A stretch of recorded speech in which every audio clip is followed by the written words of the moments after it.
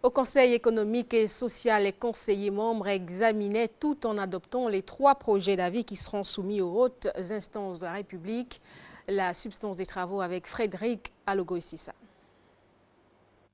Par la clôture de cette deuxième session ordinaire débutée le 2 septembre dernier et qui interviendra ce jeudi 18 septembre 2014, les conseillers membres du Conseil économique et social ont pu examiner ce jour, sans rien bâcler, les 3 grands thèmes qui ont constitué l'ossature de ces projets d'avis, à savoir la protection sociale au Gabon, socle et pilier, Afrique Atlantique, réalités et perspectives et promotion et mise en œuvre d'une gouvernance participative au Gabon.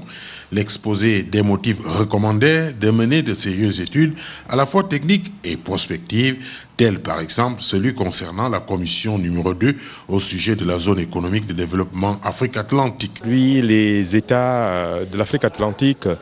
se sont attelés à mettre en place un certain nombre de regroupements régionaux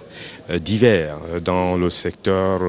les divers secteurs touchant à la mer. L'originalité, la démarche ici est de pouvoir proposer une organisation unique pouvant fédérer tous ces intérêts maritimes de telle sorte que les questions de transport maritime, les questions liées à l'exploitation pétrolière en offshore, les questions de sécurité et sûreté maritime, les questions liées à l'environnement de la mer